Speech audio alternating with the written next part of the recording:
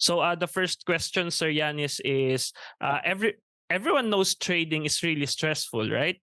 And I told them the story that, for example, we when we dealt with some issues on the funds, etc., on hedge funds, it's like trading is your like stress free, or your moment where you can think clearly, and like trading is the activity in which you relieve yourself of the other stresses in your life. So how did you achieve it and make it anti-stress activity, if we can call it anti-stress activity? Well, to be honest, trading is stressful as an action itself. When it only comes to trading, actually, trading is not stressful. Okay, trading is only stressful when you mix other things into it. Okay, so if you just trade, if you just take it as an action of trade, what is there to stress about? It only becomes stressful when you put other emotions like losing money, making money, and that all comes that you are because you are emotionally attached. So that's when it becomes stressful. Now, trading for other people, so when you manage funds for other people, that's when it becomes more stressful. Why? Because then it's not just your emotions, but then it's other people's emotions. Okay, so let's say, in my opinion, we have to split to two parts. So just trading your own money, it's like you can overcome the stress. Okay, because what you have to do is you just have to become departed from the emotions on the money side. Okay, that's the thing. When you learn how to trade, of course, every single person in the world want to make money. So any trader in the world that will tell you, oh, the reason I trade is because I just like to trade, and they completely depart from the money side, they're just lying to themselves, and they're lying to the rest of the world, because there aren't any person in a financial institution that is not there to make money. So that's number one. So we have to be honest with ourselves. It's like all these people that there are like thousands of people around the world. Oh, I teach people just because I want to help them, or that's all nonsense. Okay, so there could be a small percentage of that truth, but that is genuine nonsense. So people trade to make money. If people would not want to make money, then nobody would trade. Okay, but you also have to understand that trading is an action, right? So that means you come out with a strategy, or you follow certain steps. So stress in trading, if you depart from the emotional money side, stress in trading only comes when you don't know what you're doing. Because if you know every single thing, so if you know where is going to be your entry, you know where is going to be your exit, you know if things going to go wrong, what you're going to do. So if you already have a plan, what is there to stress about? You only stress because of the reason that, number one, you have invested too much money that you cannot afford to lose. Mm-hmm. So that means that you have already broke your trading plan, because the first rule should be you don't invest more money than you can afford to lose. Mm-hmm. And then you build up from there, right? Yeah. So if you really follow it to the dot, there should not be nothing to stress about. The second stress could be when things go wrong, when things go against you. Well, that is, we have to expect that in trading things will go against us. Because if that would be so easy as finding support resistance and so on, then come on, everyone can do it. Every single person would be making money. And if every person make money, nobody makes money. Because in market is very simple. Winners make money it's a poker table, right? You make money out of those people that lose money. Mm-hmm. So it's a simple market. So it's stress is like, to me, trading is one thing that, of course, we cannot control the market. Okay, we cannot control, nobody can control the market. Maybe George Soros can, but like normal people, we cannot control the market. But what we can do is we can control our trading plan. We can control when we want to stop. We can control how much is the maximum risk that we can take. Mm-hmm. And if from the beginning we control, okay, so maximum I will lose 5%, that means that what we have to do is we start from there, we start calculating position sizes. So realistically, what would be the position sizes that we would take so that we would not exceed these 5% with genuine chance that we can still make money. So once we do that, then it's not stressful. But other things, like when we go to other things in life, that there come things that we cannot control. So to me, why I think that trading is less stressful as an action itself is because so like majority of the things apart from the market, but majority of things in trading you can control. But when it comes to other aspects, it's beyond your control. And when things are beyond your control, that's when the stress start piling in.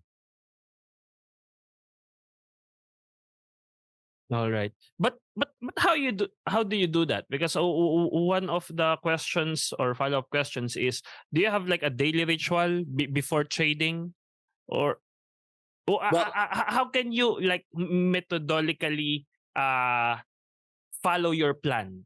Because yeah, well, because it's really easy, right? To say that you need to have a plan, and I think everyone and every experienced trader, they do have their own plans. But when it comes to that moment, how do you do it? okay. Like, do you have like, Yanis, stop. Let's cut losses, something So, like that. so most of the traders that trading is their occupation, they do have a plan. But realistically, how many percent of the people that trading is really their occupation? Like having a written plan and having a written trading journal and having the idea of the plan is two different things. Now, imagine if you like, I don't like, out of you here, who has a written trading plan? Okay, can you please answer that? Who has a written trading plan?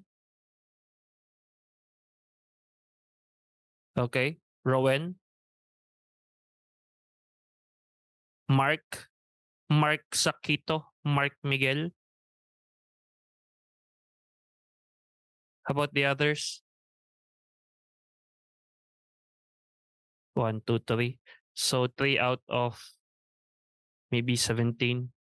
So written trading plan means that you write what you're gonna achieve and how you're gonna achieve it. Okay, you have a journal. Okay, so you have a written trading journal that you keep on every trade basis or every stop loss, everything. So every single entry, every single idea.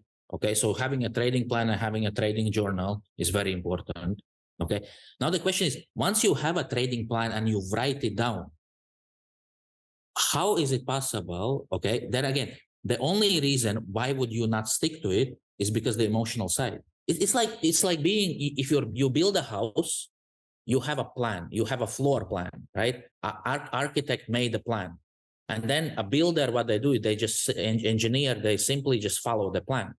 So they can only make something wrong. So instead of 3-story building, they will make 2-story building or 5-story building, only if they did not follow the plan. Because once you follow the plan, obviously you will execute it. So having a plan and saying, oh, I need 5 profits this week, that's not a plan. That is your hope. That is your wish. Okay. That is your dream. And it's all beautiful to have positive mindset and visualization and everything, but that is not a plan.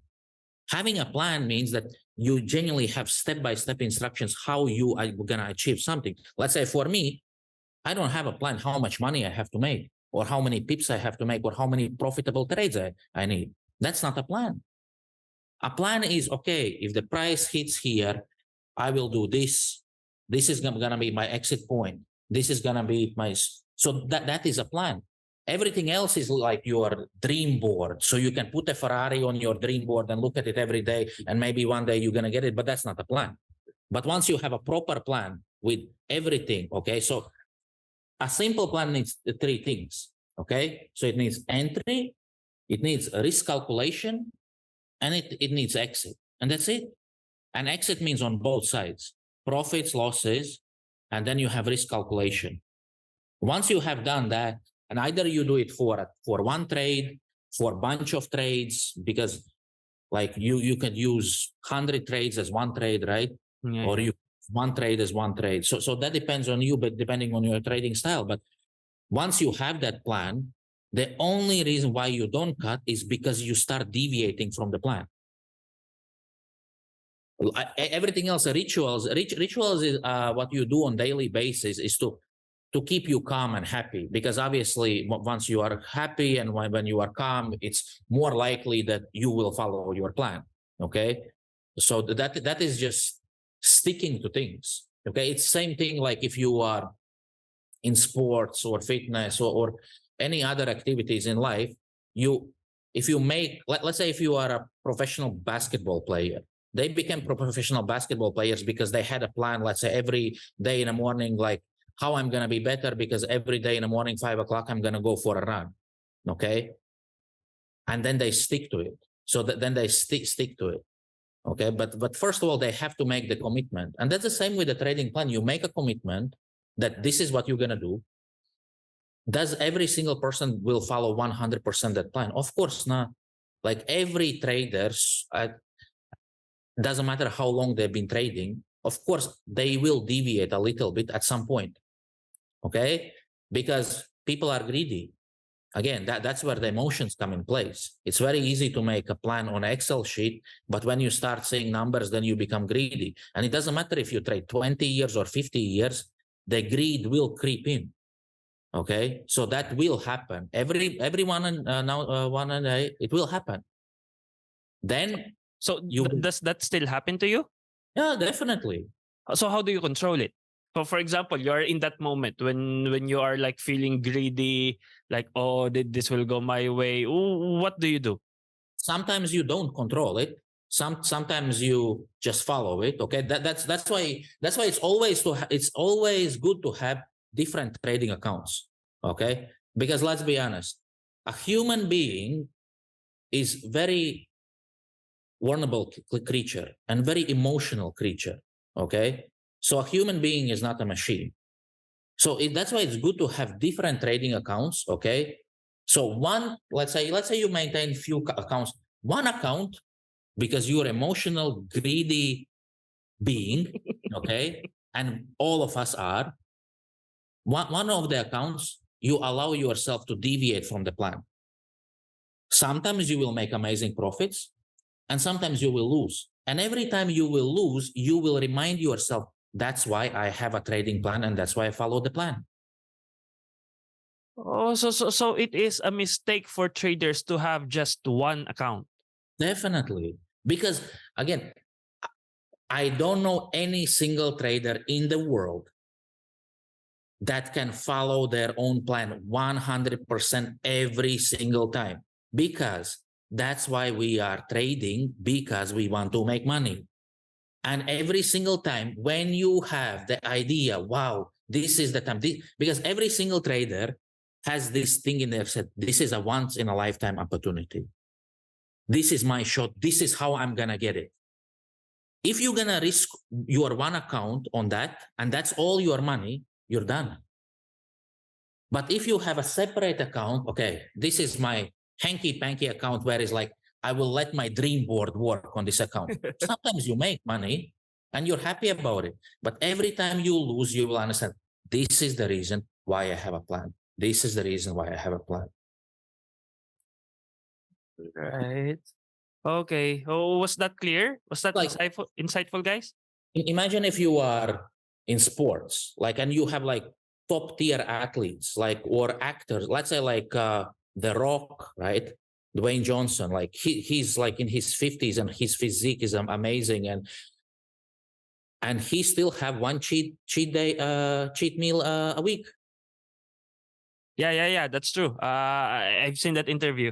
So, and every single bodybuilder, every single boxer, MMA fighter, they will have it. So you need to have a plan, but in your plan, you have to implement that you deviate from the plan in constructive manner. Okay. Okay. Got it. Okay. Uh all right. So I think, was that clear? Do you have like a follow-up question for that? So it is wrong to have just one trading account? It's So you can have one trading account just when you start learning some strategy, but when you're really trading, okay, then you need to have your cheat account. all right. So you need to have it. All right. Okay. So let's go to like the details. How does your trading day look like, or what type of trading do you implement? Are you a pivot trader, swing trader? Okay, Oh, so your day. How does it look like? my day looks that I wake up in the morning. Okay, so Okay. like normal people do. Okay, then when I get out of my bedroom, so apart from the washing face and all that nonsense, so that's I get out of my bedroom, then probably I will meet my kids in the morning. Okay, so the first thing is if they are up, so like now they have holidays, but they get up early anyway, so I will meet my kids, I will make a coffee, so I will spend time with my family first. So I'm not gonna straight away start thinking about the market news and everything else, okay? Because if you straight away in the morning, I know I've seen some videos on YouTube. What people do is straight away when they get out of the bed, bam, laptop on or computer on, straight away you go to the charts because that's your first opportunity when you open your eyes to make money. I don't believe that, okay? Because again, the only way how you will follow your plan if you will be in a calm state of mind and if you will be happy, right? So that means before you do anything, you have to make yourself calm and you have to be happy. And for every single person, that's the different things. Okay, so for me, I wake up, I spend time with my kids, I spend time with my family, I spend time with my dogs. I finish my coffee. I probably have like 6 coffees or so, yeah. And then like now recently, what I do is I go to the gym. Okay, so I go to gym. After that, I finish my gym, and that's it. And I genuinely will only start unless I have some calls. Okay, in the morning, then I genuinely only gonna start looking at the market because everything else was already preset. So from the previous night, so I will start looking at the market around 12 o'clock midday. Well, in here in Asia, right? So in Asia, and because you like Asian session is slow anyway, so why bother? So and then will start look at the market. So because you don't do it day by day, you do it as a continuous action, right? Mm-mm, So mm-mm. let's say previous night you already know what actions there are going to be, if there are going to be some data releases and everything, so you know all that already. That's already in your journal, that's in your plan. So let's say if today are non-farm payrolls, then your plan is like, well, my plan is very simple: stay out of the market. So that's it. So that it doesn't mean that you're not going to look at the market at all, but that's for me that just means that most likely I will not trade or I will have very few trades. Okay, so there is no such thing as one trading day because you cannot. Oh, so why does he not look at the market or news in the morning? Mhm. Because you did it already in a previous night. Okay, so you've done it all. So it's one big cycle. And then when you start looking at the market, then you go through products. So I don't believe that there are traders such as scalpers, pivot traders, swing traders, and so on, because I think this classification is just done by coaches to classify people. Oh, you want to learn scalping trading, you want to learn swing trading. In my opinion, all that thing doesn't matter because there are only two types of traders in my mind. There are traders that make money and there are traders that lose money, and that's it. So profitable and non-profitable traders. Mm. And that's it. Regards when it comes to strategies, which one is more profitable, swing or scalping, nobody can tell you. Nobody has this data.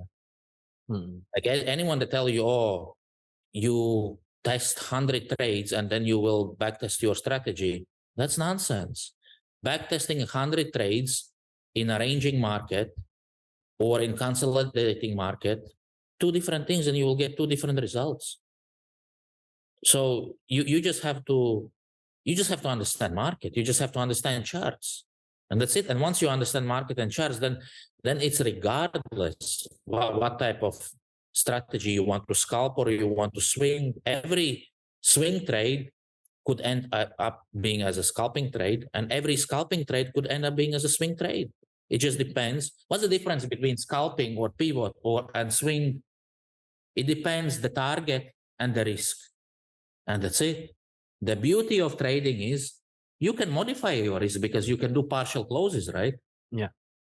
So that means your big swing trade or your small scalp, you could add on positions, you can decrease positions. So the things can change as long as you know what you want to do.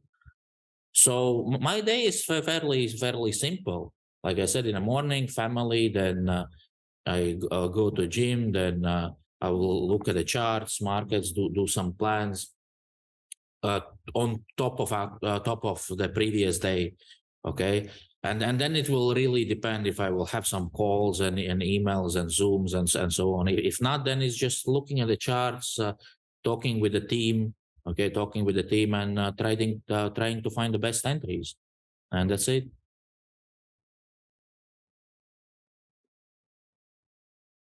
All right. So, well, actually, your internet connection was quite slow, but I think the audio is good, right? We heard it. So, yeah, so we can continue. So, all right. So, Okay. profitable or non-profitable traders. That's it. How long have you been let's say a profitable trader?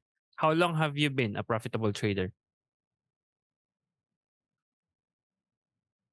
In my opinion, profitable trader is a person that can consistently make money. Okay. So because if we think profitable trader that makes money, I was profitable trader since my first trade because I doubled my account on my first trade. Uh, Nice. Okay. so But I year was by year, I was let's just say you've been trading for how many years? Like 20 now? I, More than, yeah, yeah. it's more than that already. So So yeah, when like year by year, out of like 20 years, what are the profitable years? How many are the profitable years, the unprofitable years? I would say that the first 4 or 5 years, okay, were not that profitable. Oh. Okay, of course you had some profits at the end of the year, Mm. okay, but it would not you would not be able to live with that money. Okay. So that's why if you really want to be at like now there are other options, but of course, like if you really want you can be profitable, right? You can make $200 a year, but then you have to think, is that worth your time? Mhm. That's the thing, right? So I would probably say that for the past since 2008. Okay, so since 2008, so that's what 15 years. So Okay. 15 years, yeah, since 2008, 2009, in there. That's more profitable that you consistently making. Before that, there's profits and losses. So, but even now, of course, there are some in some accounts there are profits losses. But yeah, I would say like yeah, let's say since 2009. Okay. So roughly around 13 to 14 years, yeah. Yeah. Okay. So throughout those years, how important is the fundamental or how important is it to have like a fundamental or economic knowledge versus technical knowledge alone in trading? Or well, specifically for you, are you more of a fundamental or technical? Okay, so for me personally, and this is where you will have many arguments with different people because different sides think differently. Okay, for me personally, if you want to make money in trading, not in investing, but in trading, fundamental factors makes no difference whatsoever. Again, in trading, fundamental factors doesn't help. Make no difference whatsoever Why? because market price in all these things already. Can you repeat that again? Because market has priced in all the fundamental factors already. Like now, there is 84% chance that Fed will raise the rates, okay, by 25 basis points. That is already priced in the market. So the fact that you're going to wait on your rate decision and then you're going to place the trade, that doesn't make any difference. You probably have more chances to lose, even if that goes your way. Because just like the reason why I stay out of the days when there are fundamental announcements like NFP, rates, speeches out of central banks, I try to stay out or use smaller positions because that will disrupt your plan. You cannot have a plan you cannot, like if you have a farm and then there is a tornado, it will disrupt your farm, right? Yeah. Having news is a tornado. Why? Because the liquidity is high. Okay, everyone is fighting because everyone wants to take the ball, and the big guys, they just take advantage of it, and that's it. So having an economical knowledge is very important if you have clients, because then you can explain them. Okay. But if you just trade, like having an economical and fundamental knowledge is very important when you do investing, meaning that you're going to place your trade, you're going to buy something today for the next 3 to 5 years. That's very important. But if you trade and if your plan is, if you have a trading plan and let's say you make a plan that, oh, I have to make 50 pips, having a fundamental knowledge will help you, will not going to help you at all. You're genuinely not going to have even 1% advantage over the person that cannot even read. You actually completely opposite. You will have disadvantage because you will try to implement, oh, okay, so this is this. And then people have this stupid assumption of things. Yeah, so I was saying that if Powell has a speech, let's say at 9 p.m., okay, this speech is prepared not by Powell. This speech is prepared by somebody else and given to him, okay? Because they already know what they're going to talk. So they already have the topics, and then they prepare a nice speech. So that means all those people that are important enough to know, they have this speech already maybe 6 hours before. And then there are us that are not important, and we're just going to say, oh, now Powell is going to speak, so let's act now. And we're fighting between ourselves. But those guys who need to know, they just look at the sidelines, they laugh, and take our profits. So fundamental factors are not important when you are at the level where we are. Fundamental factors are extremely important if you can get them beforehand. Okay. All right. So you mean on the level where you are managing big funds already, or you are on hedge fund a already? level when you can access information before everyone else.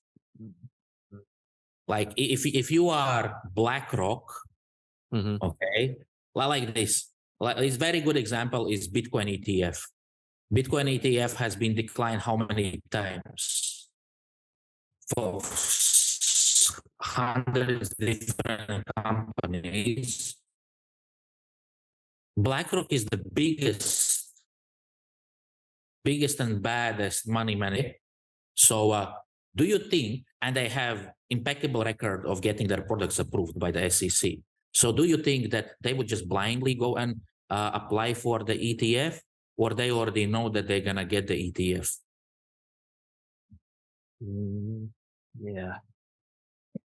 So if you are big guy, that means that's why money and power, which one is more important? Power. Because if you have power, you will have money. But just with the money, it doesn't mean that you will get power. These guys, they have power, and power is what? It's information. It's power of information. And once you have power of information, then you make obscene amounts of money. If you imagine, if you would get the information 10 minutes before everyone else, you would be the richest person in the world. But if everyone else has the same information, If all the retail traders in the world are working with the same information, then how important are the fundamental factors if everyone has them the same? Okay. Well, one question here is it true that Bloomberg Terminal gives access uh, to news, to give access before the news knowledge has as well players trade size? Well, what's the question, Billy? Because we know somebody who has a Bloomberg terminal. Like, is it true that they, for example, before the calendar news comes out or the economical indicator, like you get those kind of benefit, and then people were also saying that they can see big players trading lot size or volumes through Bloomberg terminal. That probably would go to stocks. Okay, that would go to stocks. You don't even need a Bloomberg terminal, depending which stock market you are. You can see, but again, it could be misleading, right? Because you cannot see big players as a person per se. You can see big players as far as which securities stock brokerage companies they use. Okay, so let's say, for example, if George Soros is using Morgan Stanley and suddenly Morgan Stanley is buying huge amounts, then you have the assumption that George Soros is doing that. Okay, so that's what you see. But you don't even need Bloomberg terminal to see that. Okay, so like let's say, for instance, in Indonesia, as long as you have RTI terminal, you're able to see that as well. As far as news is, does Bloomberg terminal give news out before Forex Factory calendar? Yeah, well, definitely, because Forex Factory calendar has to get this data from somewhere. So of course, Reuters, Bloomberg terminal, all the first-hand news will give you it before. But like how, again, the time frame, how much you get it before, is not worthwhile. The difference if you would get it hours before. If you get it like 30 seconds before, again, market has priced in everything already like weeks before. So what's the difference? But like if let's say if Jerome Powell come with an announcement that nobody expects, and then you get it few hours before, that's you have a huge edge. But if like in Bloomberg terminal you get it few seconds before, no, because again, Bloomberg terminal, anyone can get a Bloomberg terminal. Bloomberg is not going to share the information, like that type of information, to everyone. Every single person that can afford to pay $2,000 a month, you can get a Bloomberg terminal. All right. Okay. So so in your experience or opinion, what qualifies a trader to become a hedge fund trader? Or maybe is it enough to become a profitable trader to we can say, well, hedge fund is like a professional trader, right? Because there are two things: you can be a hedge fund trader, and then you can be a hedge fund manager. Okay, so the trader is only the person that only trades. Okay, and in a hedge fund you will have few traders. So depending on a fund, some will have hundreds, some will have thousands, some will have few. Okay, so again, being a trader and a hedge fund manager are two different things. Because a trader, you just trade. Okay, so you as long as you are profitable trader is good enough for you to be a hedge fund trader. A hedge fund manager has to deal with the upsides and downsides that the trader makes.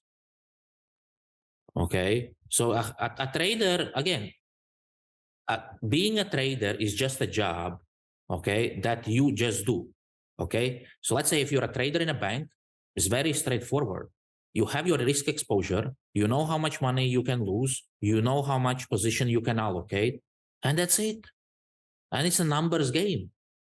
So you execute your trades, and that's it. Sometimes you make money, sometimes you lose money. And it's actually, if you're just a trader, like without any other positions, let's say you can be a junior trader. It's actually a very easy job. Being a junior trader is not even emotional job. Because what you do is to become a junior trader, you have proven, okay, you are profitable. This is your strategy. This is your exposure. That's it. From the above, from your director, you will get assignment. Okay, you will trade today this. Okay, this is your maximum exposure that you can do. This is your maximum risk, and we would want you to make this much money. That's it. Hedge fund manager. That's when it becomes more complicated. Okay, because normally hedge fund managers, unless you are working for a very huge hedge fund, you're also going to be one of the traders. Okay, but then you have to deal with your mistakes and with other traders' mistakes. And you also have to deal with some of the clients or people that represent the clients. You have to deal with expectations and that. And the hardest part is dealing with people expectations, because let's be honest, most of the people have unreasonable expectations. And that is the hardest. But just the trader itself, no, it's actually not that hard. Okay. Well, for your career, how much was your biggest drawdown? Except for the one that you burst, okay? How much was your biggest drawdown? Let's just say from when you became profitable in 2008. From 2008, how much was your biggest drawdown, and how did you manage to break it even, or even made a profit, or maybe cut loss as well? Except from the accounts that burst. If I have to be honest, okay, because again, there are different accounts, the ones that you follow to the dot, and then there are different accounts. And then, of course, sometimes some things will happen, will go wrong, okay? I think maybe on the managed accounts, okay? On other people's accounts. Normally, the drawdown, depending on the terms and conditions, okay, the terms and conditions with the clients, but normally the drawdown will not exceed 30%, 8%, depending on the type of the accounts. Okay, saying that, I've had even maybe March or February. I think you know very well also that yeah. So that there was like, I don't know, it's like 70 or 80%, right? At peak, it was 70. That was your highest, right? Yes. Last March. Yes. Because there was a technical problem on the cloud or on the system that you were using. Yes, there was technical issue, and then the trades just were not closed when they were supposed to close. Yeah. Then gold went skyrocketing, and then literally it was like, I think it was like just a few dollars away from the stop loss, when it was like, well, it should be okay. That's when we have to completely give up, and that's it. And then market gave us a hand, and it reversed, and it was okay. I think that was March or April. Yeah. Okay. All right. So that was the biggest among since 2008. Yeah. Okay. And that's why we have to expect that even when you have a plan, sometimes things can happen that you cannot control. Okay, so then again, it depends like what you're gonna do. Okay, so if your plan fails, you need to have another plan. Okay, so either you recover, you still have, okay, two chances, you let it go to zero, or you will still cut at some point, or what, and then you stick to the plan. Because I'm telling you, every single time I'm not sticking to, and that's why I maintain some accounts where I'm not sticking to the plan to remind myself. I give you example. USD JPY around a month, maybe 2 months ago. We did cut loss on all our managed accounts, and it was depending on the terms and conditions with the clients. It was between around 5%, some was 10%, depending on the terms and conditions. So that was our cut loss. Since then, of course, it's recovered and we made profits. But I have one of my cheat accounts where I didn't do cut loss. I'm still stuck with those positions. Okay. And now I think on that account, that's not managed account, yeah, that's not managed account. On that account, the drawdown now is 40%. So that's why it's good to have those accounts. Okay. Because, but on a flip side, yeah, like 2 weeks ago we had cut loss like 1.5% cut loss. Then I have accounts that I didn't do the cut loss, and those we end up making good amount of money. So with this cheat account, you balance yourself out, you balance those emotions out, because if you don't do that, then you always have it. You close your trades. Oh, just after I close the GBP USD, it shoot up. If I would not close it, then I would break even, or if I would make profit. So you all and you have it, and the problem is that you will put it in your head that market somehow is against you, that the broker is against you, that everyone is playing with you, they're waiting when you come out. But if you're being realistic, we, like individually, we have so little importance for the general market that nobody cares. So that's why you have to have the cheat account to show, okay, oh yeah, this time it went up. But like in my USD JPY case, see? Yeah, true. So it reminds yourself. That's why you have a plan. Okay. I think that's a very good advice. All right. So if you have a chance right now to talk to your younger self, what would you tell? Or what will be the best advice you'll give when you were starting? Okay. So, well, my best advice in my whole career would be, don't sell that Bitcoin.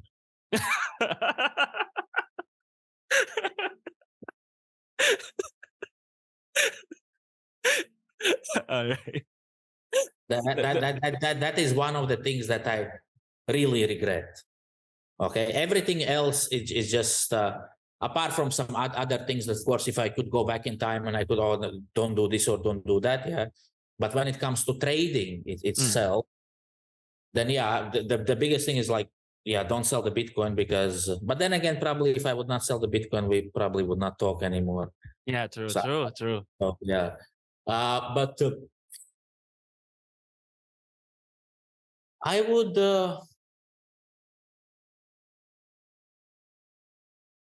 probably be telling myself that you have to stick to the plan from the get-go. Okay, so like having a cheat account, I probably would advise myself to do it from the beginning, because then I would have way different perception. So that in my opinion, if I look at it now, it's really important. It's really important to have 2 separate accounts, and then you can make the differences.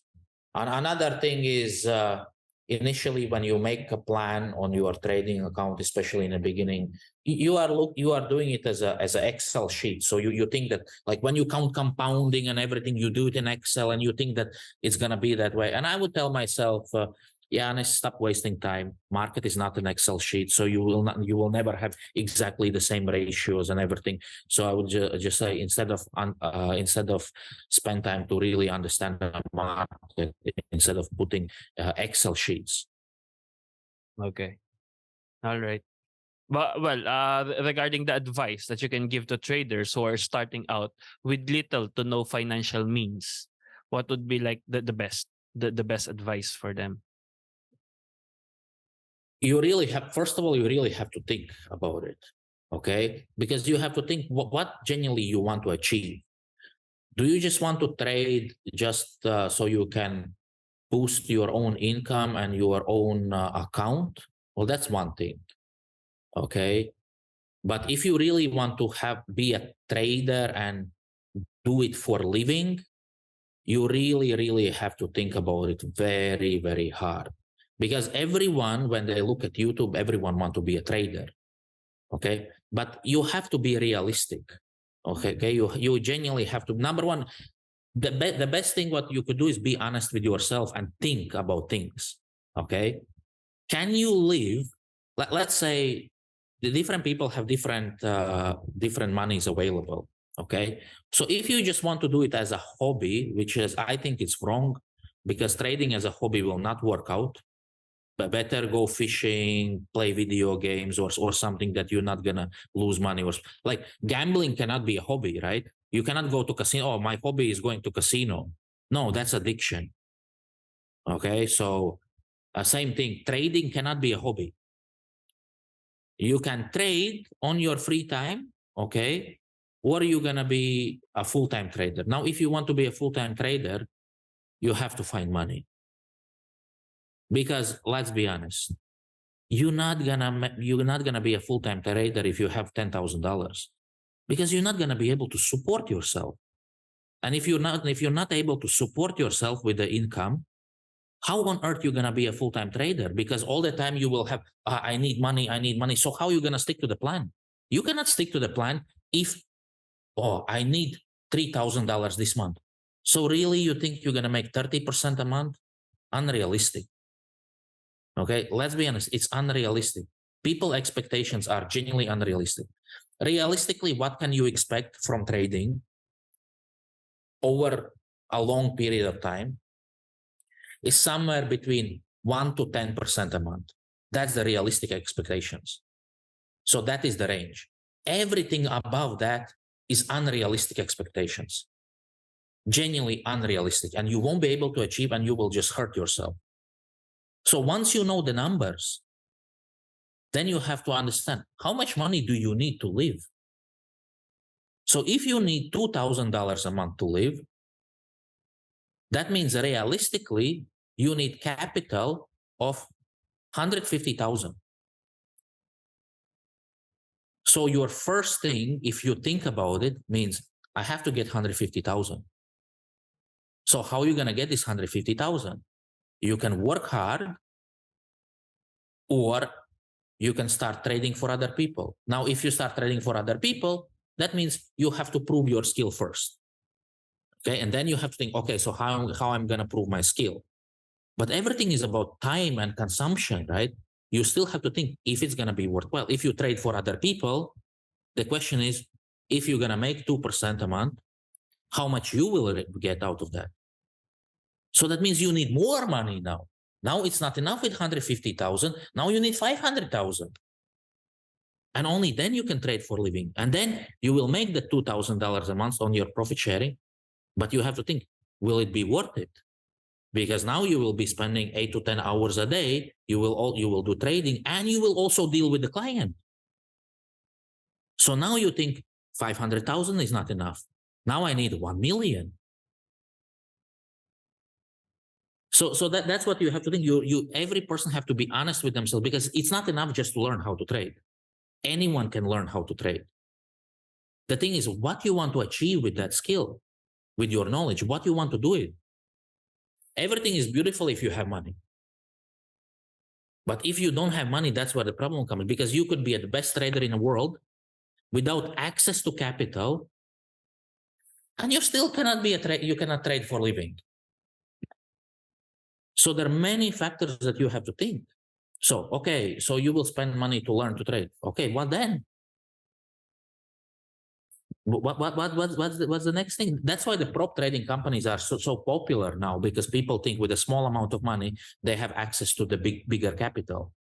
Because let's be honest, people can spend $1,000, but they don't have the $200,000 to open an account. So their assumption is, I can buy $200,000 account with 1,000 or 1,500, and then in the future I will be trading $200,000.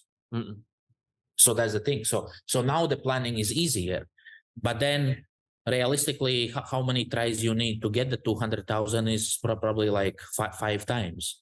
Okay, so you will spend like 7,500. So yeah, that's what you have to think. So yeah, the advice is really think before you have a dream that you want to be a trader, and that is not to discourage you. That is just to cut the nonsense, and so you don't have to waste your time as well. Okay, you have to think what you gonna do with this skill, because if it's just for a hobby, trading is the dumbest hobby ever. It's not healthy. Okay, it's genuinely not healthy. It's a high risk in a high emotion environment. You're probably not going to eat the most healthiest food as well, because you're going to be away up until 3 or 4 o'clock in the morning. Okay. You're sitting in your room or in your office alone, or with the team, alone from your family, away from your friends. So it's not really social experience as well. So it kind of doesn't tick any of the boxes as being a fun hobby. The only thing is you can make money. That's it. Okay. And you always have to know the information. So you have to know the what's happening in the market. All right. I think that's a big that's a big bump. Sort of, especially for those who are really into trading now, into trading. But well, I think they're curious. How did you learn how to trade? Who are your mentors? Who can we follow or listen to? Any recommendations on what to read and where to get valuable insights? Especially with the Well, at noise, this I think. moment, yeah, at this moment, to be honest, I don't well, I learned, and I started to learn way before YouTube, right? So it's kind of, my job was harder but also easier that way, because I didn't have all the noise. So I don't use social media myself. So again, I don't have all the noise, because most of the noise is on social media. Okay, so kind of I stay away. That's why I don't follow anyone. Yeah, of course, just sometimes for entertainment purposes, I watch some videos or what, but it's mostly for entertainment purposes. I don't believe that I don't believe that those people that are really successful in trading and they still do trading, they have a lot of time to do YouTube videos or social media. Okay. And those people that are not in trading anymore are not worthwhile to listen anymore, because they're not in a game. So, because trading is not like sports, it's not like playing basketball, like let's say Michael Jordan giving you advice. It's a game of basketball. Trading, market change on hourly basis, on daily basis, on monthly basis. So I'm not going to take advice from a person that was trading 20 years ago and now is not trading anymore, because his advice means nothing anymore. And the same thing with me. Let's say the moment I stop trading, my advice is useless. If I'm not going to look at the charts, I'm not going to trade for a month, my advice is useless. So to be honest, at this moment, like me personally, I don't. I only listen to the people that I'm personally associated with. Okay, that I know that. But like when it comes to people that write a book, and it's like the person that I like to listen and watch is Ray Dalio, but not because he's a trader. He's not a trader. I just like the way he thinks about economy. Okay, I think his mind works differently. But when it comes to trading itself, then I'm not the right person that can give you suggestion, because I just have different perception. Okay, so I think I'm pretty sure there are communities out there that are closed communities, like similar what we want to do with MDT, that can mentor and that can build people. But when it comes to public, I don't believe, because I don't believe that those people that are successful have time to give a lot of time to social media. Okay, so you can either be an influencer, or you can either be a trader or a fund manager, but it's very hard to be both. And that's why you have X, like very, very rarely when you go on YouTube, you will say, oh, this hedge fund manager or this trader has a YouTube channel. It's always X. Let's say Raul Paul, X, I think Morgan Stanley. Okay, then you have this X. It's always Krill. X. Anton Krill, right? Yes, it's always X. It's never acting trader. Like, you're not gonna get an active trader in a hedge fund or in a bank or any any financial institution that's gonna do a live trading session, unless he's trying to promote his own company. Okay. Why? Because you don't have time. If you're managing, let's say, billions of dollars, how on earth you have time to also make a YouTube content? That's true. That's true. So it's different things. So it's like, but community wise, that's why you have some of these close communities that genuinely trade. Okay, there are many communities that just do the education. Like I dislike coaches and people that only educate and don't trade themselves. Okay, because again, if for a month you don't do trading, then your advice is useless already. Any person can go to the charts and tell, oh, if yesterday you would buy this, you would make this much money. Okay, show me how you do it in real time. Don't show me on Saturday how you did it last week. Show me on Wednesday night how you do it real time.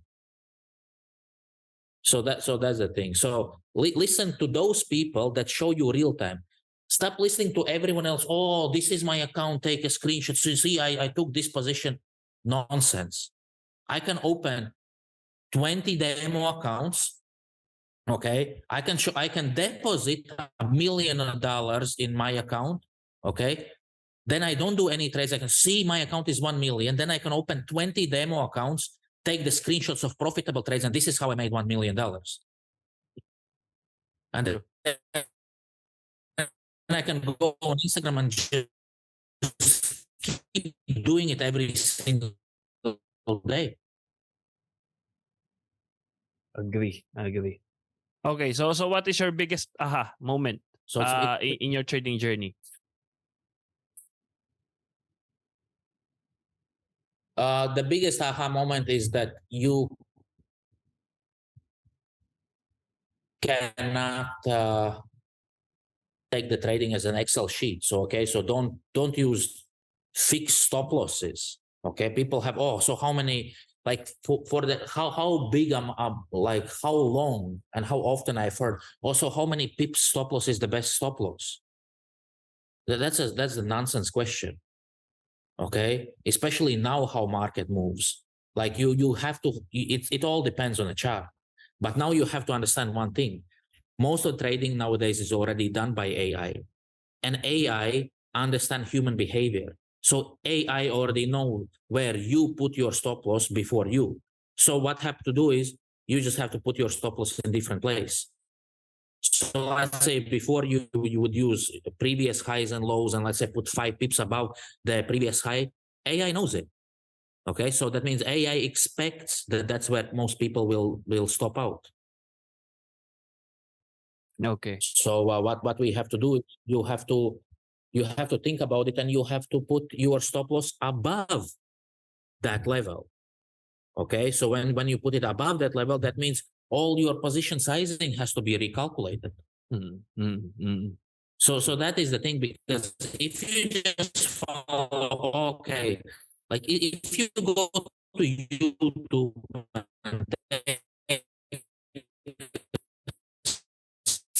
Excuse me, Anis. strategy, and people tell, oh, this is where you have to put the stop loss. I think we are having some This is where you connection have to take a problem. profit.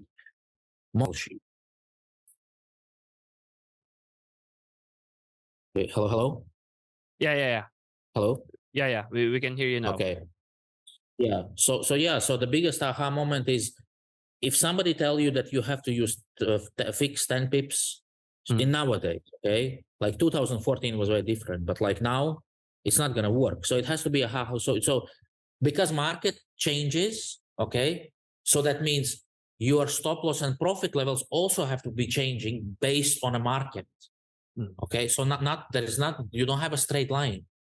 Okay, that's the same thing when you go to technical analysis and you draw trend lines and so on. People think that it has to be a line. There is no line. Market doesn't move in a straight lines. Okay. Oh, I stop out because the whip took it out. Yes, because you have a trend zone. Technically, what you should have to draw, like later if we will do the sessions, you have to draw zones. You have to have an upper zone and a lower zone. There is no such thing as a line. Market doesn't move in lines. Okay. All right. Well, one of the follow-up questions from Van is if the data is priced in already, Therefore, we too can do that. We too can do that. Of course. You just have to, and that's why you have to depart from all the noise. Because what's happening when you follow fundamental factors, that means you follow the noise. You follow data is the same, but then you have different interpretations of the data. Okay? And who is right and who is wrong? It's very hard to say, right? So that's but is it for us to know who is right and who is wrong? No, because nobody is right and nobody is wrong. The person that is right is the person that has the most amount of money because they have the most saying in the market. That's it. But then you have to also understand one thing. If you are the guy that holds big amount of money and that wants to buy something, what would you do? You would try to do whatever you need to get that stuff at a cheaper price, correct? So, and that's what we have to understand about the market psychology. Like when the big guys are saying, oh, this will go up or this will go down, you have to take everything with a grain of salt.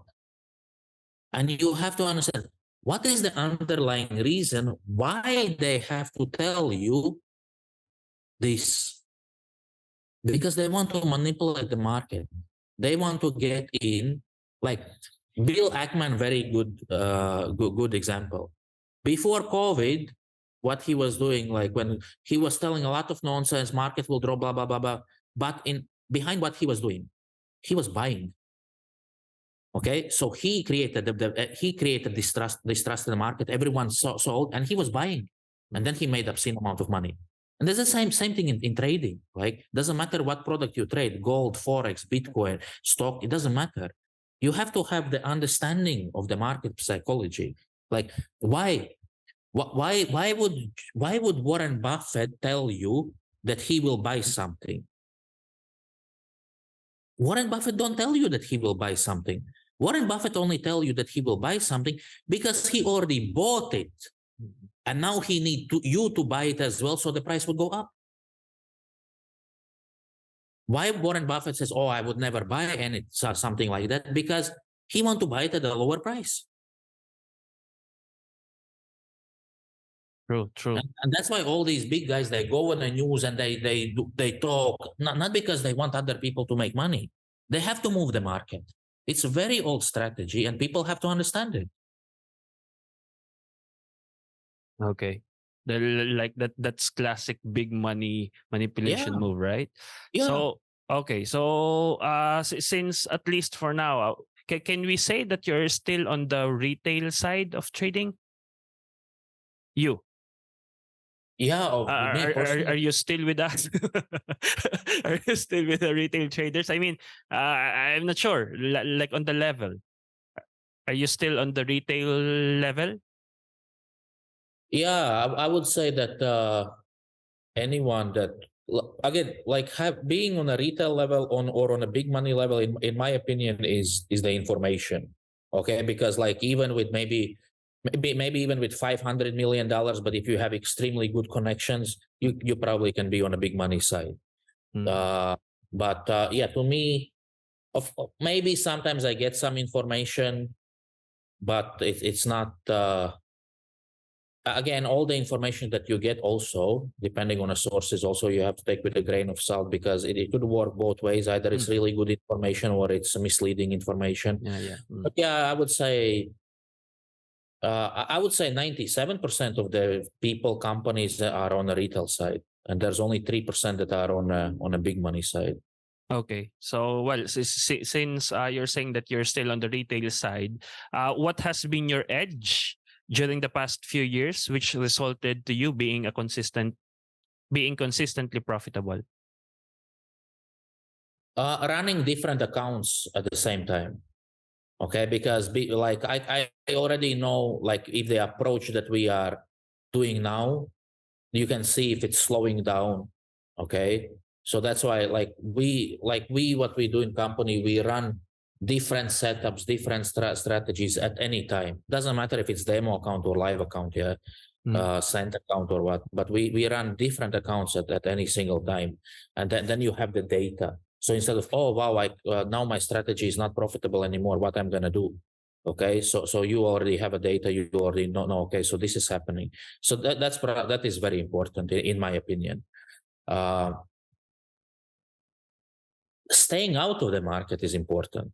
Like most of the time, like many times actually, we have been profitable is because we just stayed out of the market, because we just didn't trade. So sometimes not trading is the best thing that you could do. So you have to know, you have, sometimes you have to take risks, and sometimes you just don't have to trade. And like, because if you're looking at how you compete with people, okay, so if you stay out of the market, let's say you make one trade a month, and let's say you make 0.5%, and then you decide, I'm not going to trade this month anymore, but everyone else keep trading and they end up losing 0.5%. Now you have outperformed everyone else. Yeah. So like with this part, I really agree with Warren Buffett. To get extraordinary results, you don't have to do extraordinary things actually. Because extraordinary just means above average.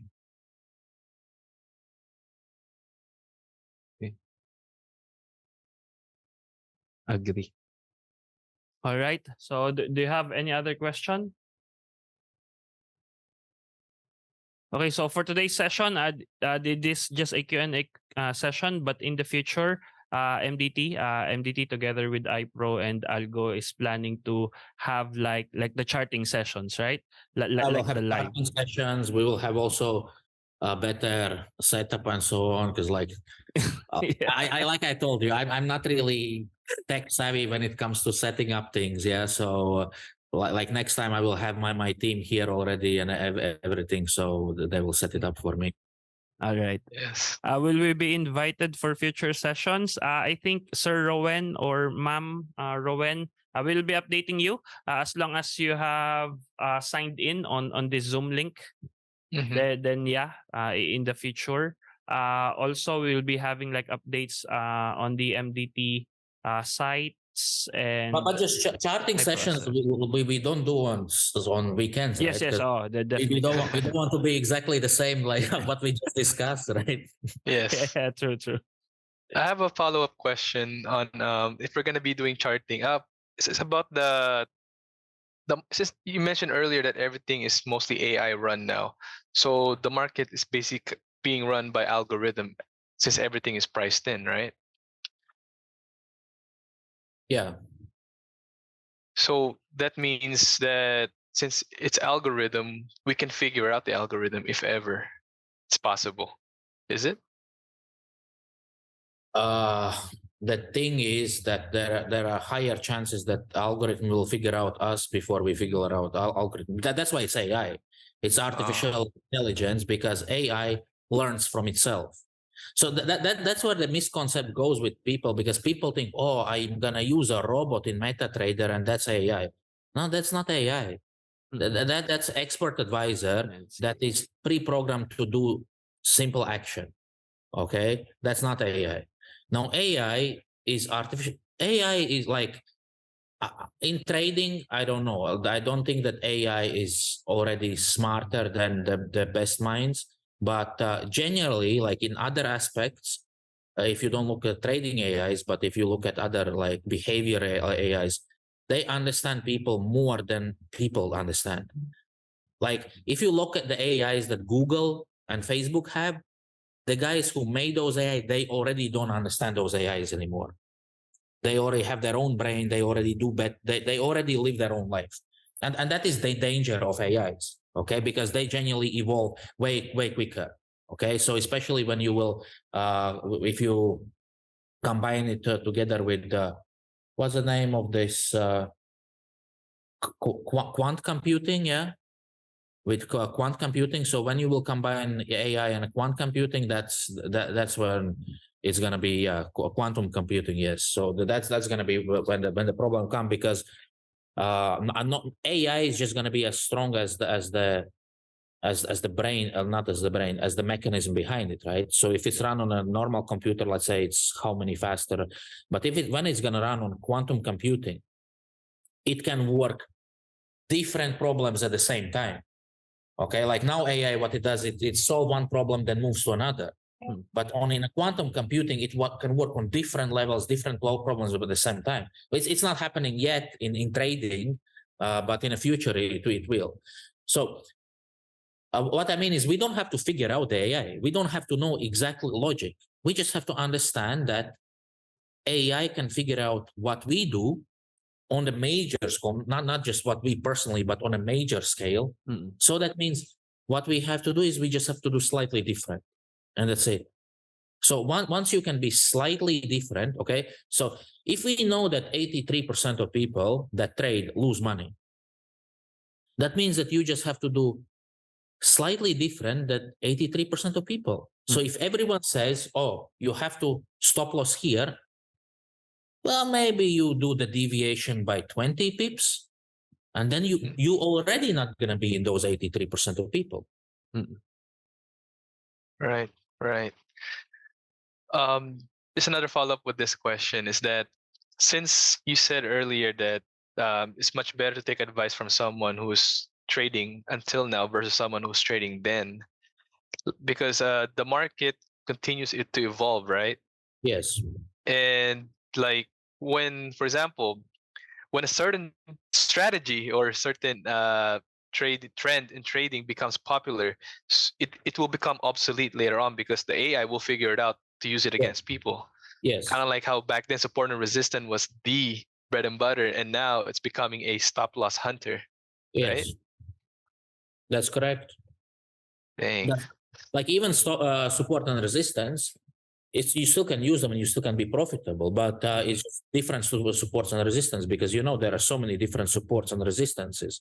Exactly. So a few years, like I've taught our students a few years back to use first, second, and third support, and it was profitable. At this moment, it will not be profitable. So at this moment, I would suggest use third, fourth, and fifth, which will give the same results. And just ignore the first and second and a daily pivot points. So the same strategy still can be used, but you just have to, again, you have to adapt. Let's say like moving averages or weight anchor points. Technically, you can make money with any single indicator, with any single strategy that there is. Okay, you just have to find the edge. Okay, you just have to find the edge, and that's it. So that's why I don't like people when they take one strategy, then they lose few times. Oh, I need different strategy. Maybe that strategy was actually working. You just have to change it a little bit. Okay, so that's why you have to understand. That's why I don't believe that people that can do coding can make a good strategy, because you still need a person that can understand the market and explain the strategy. Okay, so you need somebody to write it down, and then like me, I cannot do coding at all, but we still have some EAs that we can make money because I just give to the people that can do coding, right? So explain what we need and so on. So I'm not against the EAs. It's just I think that they have to be used properly. And yeah, every single strategy, if it's basic, let's look at car. Okay, did car and motor vehicles become obsolete?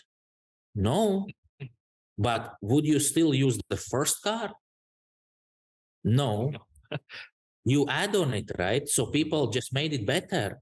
Wheel is almost as old as the time is, and we are still using the wheel.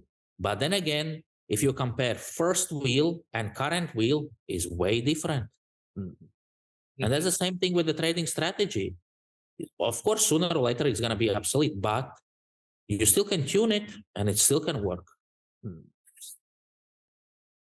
Thank you for that. Yeah. So I think this is one of the last two questions. What kind of technical analysis do you use? Many different. I use moving averages to the extent. I use Fibonacci. I use waves, TFM bands, supports, resistance, price action.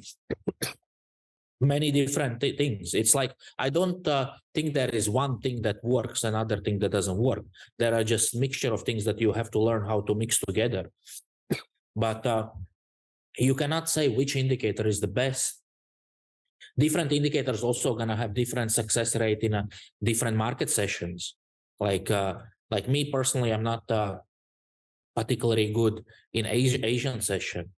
I actually think that most of the time in Asian session, I lose money. So again, it depends.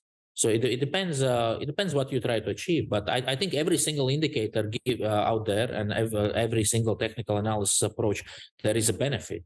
You just have to learn how to adapt it to your strategy, to your approach. All right, thank you. Okay. Wait, I have one final question. Yeah. Go ahead. Since we're already here, the current market condition right now with US, we all know that they're heading for another rate hike. Like you said earlier, they said 84% that they're priced in. That can change anytime, or is it already literally priced in? It was priced yesterday. Very good example. So before Yes. the data came out, it was priced in 84% of chances going to price in. And then we saw that, wow, inflation is not as huge pressure anymore. And then US dollar index bump drop, USD JPY drop by quite a bit. So of course, with with new conditions, this can change. Okay, and that's the reason why I don't like to follow the fundamental analysis, because it's just gonna keep changing and keep changing and keep changing. So for me, what I do is I rather stay out of the trades when there are big data coming. Okay, so because, again, you can only follow the plan when you can control, and during the data announcements you won't be able to control it. So, and if you cannot control it, then why bother? True.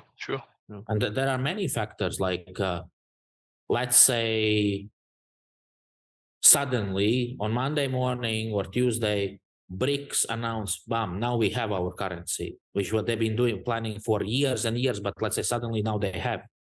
Okay, so if they have it, it's how likely that, let's say, US want to make their dollars more available so people buy more dollars. They will cut the rates. They will make dollar cheaper. So of course that it's a market environment, right?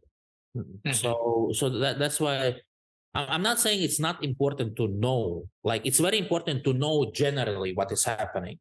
Okay, but it's not important to have a deep understanding in economy to trade, because most of the fundamental factors are common sense. Okay, the problem is that common sense in trading is not as common as you might think, because people think, oh, you need this, and so, wow, this guy said. Most of the people, like I studied economics and politics. Okay, and I can tell you for a fact, what you learn is you learn how to sound smart and how to use words that most of the people don't understand.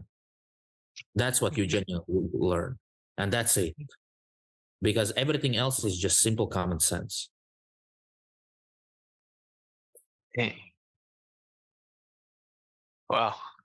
A lot of noises in the market. So I think the last question is well, I do have a final question. When you say when you said stay out of the market, how long is that staying out of the market, and when do you go back in? Is it like weeks, or you just stay out of the market when there is like a big news or something?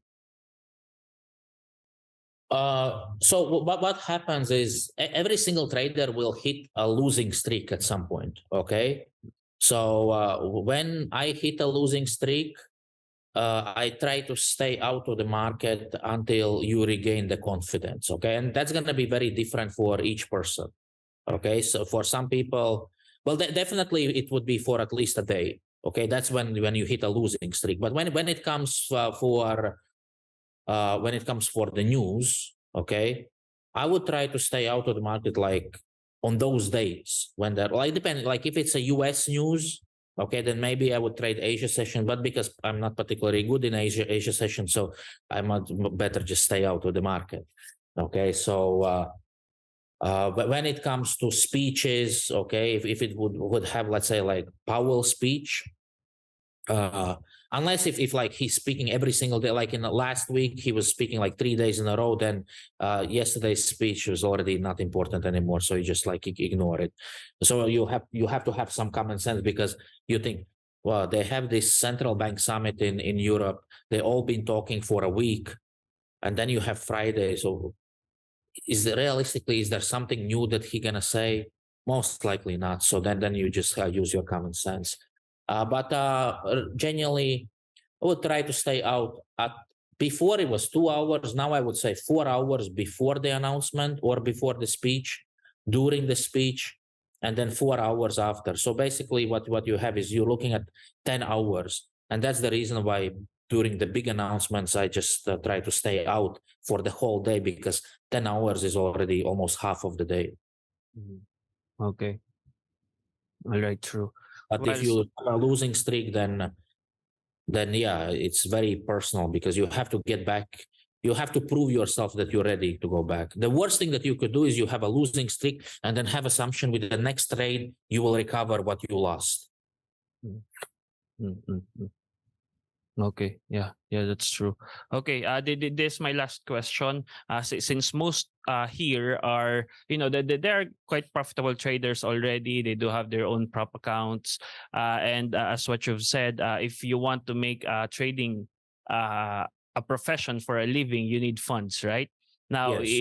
it's very easy to say that you need to have funds, but for them, going back on your journey, how were you able to get those funds? Okay, except for prop trading, okay, because as you know, in prop trading, sometimes the expectation or the targets are quite unrealistic. So, what are their step by step plan, or what are the things that they can do right now so that they can get those funds, or they can get access to those funds? Well, number one is my advice: your own account has to be sizable enough that you can show to people. If your own personal account is $1,000 and then you go to people and ask them funds, it's a laughable matter. So what I did is I worked 3 jobs. I worked 3 jobs to have like to be able to get money. Then my own account is sizable enough. You're not going to convince me to invest with you $100,000 if you only have $1,000 in your account. You can be the best trader. I couldn't care any less, because trading 100,000 and trading 1,000 is 2 different things. So every single person that, like, I will ask, show me your account, and every normal person will ask that. So number one is either you start working for a company that can give you funds, or you have to build up your trading account and you have to work your ass off. I was working in a bank as a junior trader. I was working in the UK as a bouncer in a security in a club, and I was working in a bar as a bartender. But that you can do when you're young. I wouldn't be able to do that in my age anymore, because I need sleep. But when I was 16, 18, 20, I don't need sleep. I can do that. So I can tell you for a fact, my salary as a bouncer and as a bartender, including tips, was 5 times higher than a salary as a junior trader in a bank. Okay. So you have to build that. There's only one thing: to get access to the capital, you have to be able to impress people. And you're not going to impress anyone with $1,000. Like, you could be the most, like, how many people I have? Oh, I'm trading as good. From 1,000, I may now my account is 3,500. Good job, man. Can you do it with 1 million? And that's the reason why the big guys never gonna, like, there's always people ask, oh, but if you can trade like this, if you can make 7% a month, then why you're not trading for the sovereign funds? Let's be honest. The moment you're going to start trading sovereign funds, like billions of dollars, you won't be able to make the same amount of money. Agree. True. And they understand that. And if you are still under the assumption that so you have to, like, it's very different to talk with a person. Let's say if you go and try to get a client that will invest with you. Yeah, Hello? we can hear you. Yeah, we can hear you. Mhm. Okay, so if you're gonna, trying to get the person to invest, to invest with you 10K and trying the person to invest with you 10 million, two different. Like to the 10K guy, you can show your results, how you made 1K to 3K. To 1 million guy, he will laugh at you. Or 10 million guy, he will laugh at you because the person, if he made his money himself and he has a little bit of financial literacy, he know that it's impossible to do the same thing. That's why what I tell you, like, every single person that think that turning the 1,000 to 5K and then the same thing you can do with the big accounts, you are living in a dream world. Real results on a sizable accounts is still only gonna be between 1 to 10% a month. That's it. Forget all those 100% nonsense and all that. It's just never gonna happen. I know it's a dream, and that's why you have to maintain your cheat account to come back to reality. Yeah. Yeah. So to be able to access capital, try to find company that can give you access to this capital. Okay, that can give you a job, and then you build it up from there. That's why many traders start in big companies, not because you get good salary. You get very bad salary. Most of the companies that you start as a trader pay you like minimum wage. Okay, minimum wage, or you get profit split, which comes out to be even lower than minimum wage. But what you get is you get a good name to put on your resume. Okay, and then you build it up from there.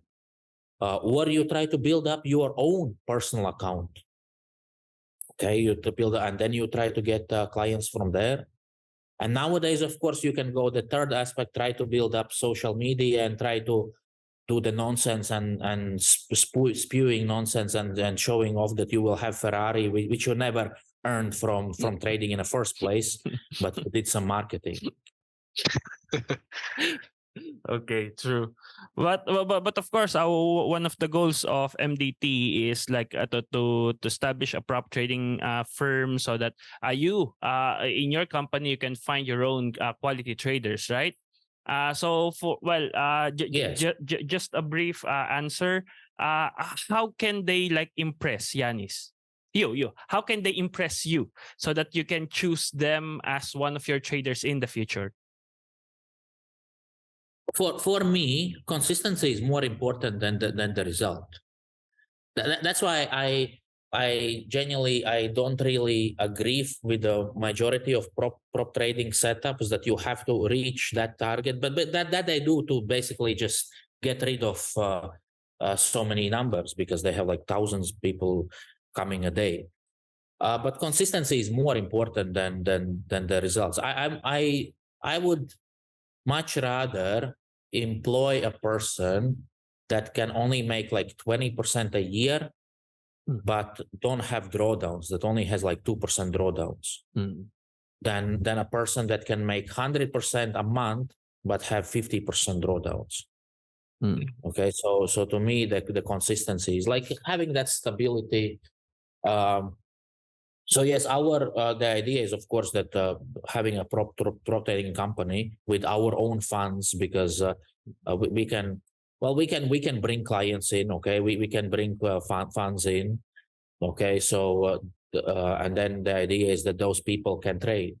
The only thing is, like, to me, I think having a one month or few weeks evaluation program, if you're really looking for a traders that will be part of your company or going to work with you, is not long enough to understand is that person really want to do it, because there is no point to groom somebody. If, let's say, imagine you start to groom somebody, you start to teach somebody, you start to spend time with somebody, and a few months down the line they say, that's it, I'm done, I don't want to do it. So you keep wasting time, right? Yeah. So dedication, and that's why I would never hire. Let's say me personally, I would never hire a person that don't have their own personal trading account. Never in my life. I don't care how much are the results in other people accounts. I would never hire a person like that, because that means that they themselves cannot put their money where their mouth is. Mm. Okay. All right. Well, thank you. Thank you for the questions. I think for this session, that will be it. One of the requests that we will be having from you is I have posted the because Yanis right now we are doing a project called $1 Million Trading. So in this $1 Million Trading, as you know, you'll be having like sessions with Yanis like this, so you can get a mentorship and then turn yourselves into a profitable trader in the future. So we are just starting with the social media, etc. Because as you know, Yanis is not a fan of social media, so he's not doing it. So from here in the Philippines, together with some of our teams in iPro and Algo, we will be building the social media for Yanis, because we hope that in the future he will be with us in social media, but I doubt it.